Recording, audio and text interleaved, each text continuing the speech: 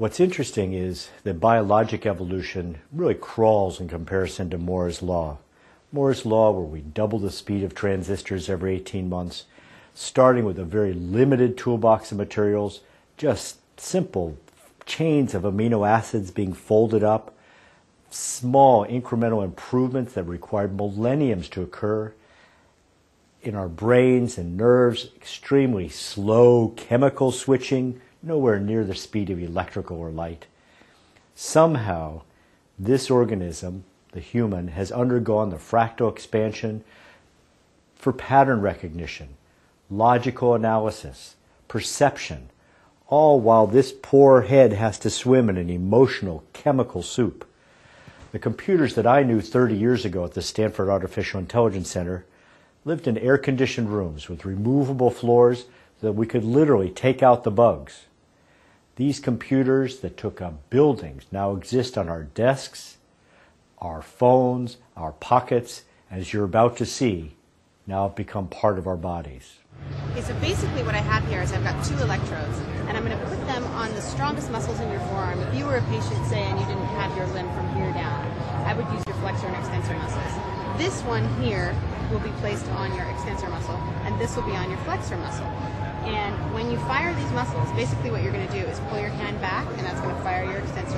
You're going to roll it forward and pull it towards your body, and that's going to fire your flexor. This is going to be your open motion, and this is your closed motion. Okay? So, now you've got it open now, so you want to close it. All the way down. Really tight. There you go. And open. There you go.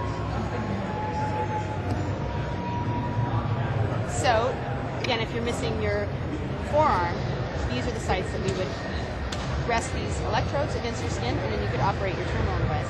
If you were amputated, say, above your elbow, you would use the strongest muscle there, which would be your biceps and triceps, to operate not only an electric elbow, but also an electric hand. Oh, so you're not going to pinch me, you're not going to insert the electrodes?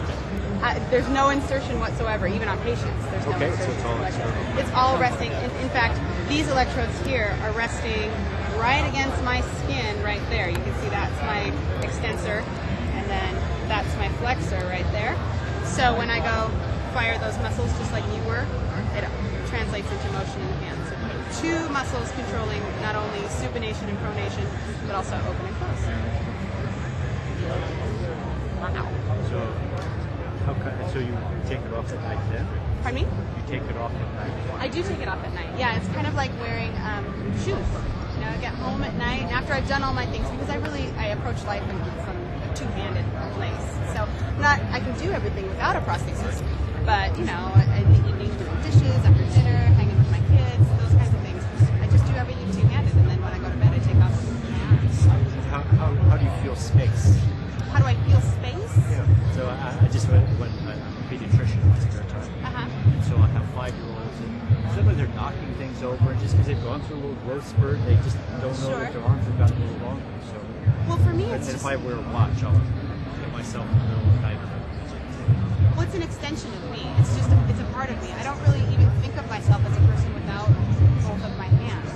One of my hands is attached, and one I plug in at night to charge up. But I am a 2-handed person, so it's just the way I live. So I feel space like everybody else feels space.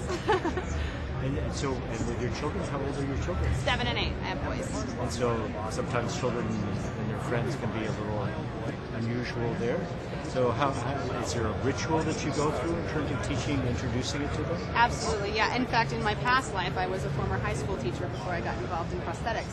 So I do know, how important it is to break down that enigma. You know, when you are the enigma, it's very scary. And then as soon as you let kids touch it, feel it, explain it, show them one of these, have them do it, it takes all the mystery away, and then it's like, oh, she's just normal, just like everybody else. And I volunteer in their classrooms every day or every week, and I have a bit of an agenda too, because my oldest son had a brain injury, and so he picks things up a little bit slower than the rest of his classmates. So I like to come into the class in the beginning of the year and talk about, we can see these physical differences, but there are other differences that we have to be aware of that you sometimes can't see. I do have the agenda, and kind of talk about how brains work differently and that kind of thing. So hopefully fostering a spirit of acceptance for everybody in the classroom.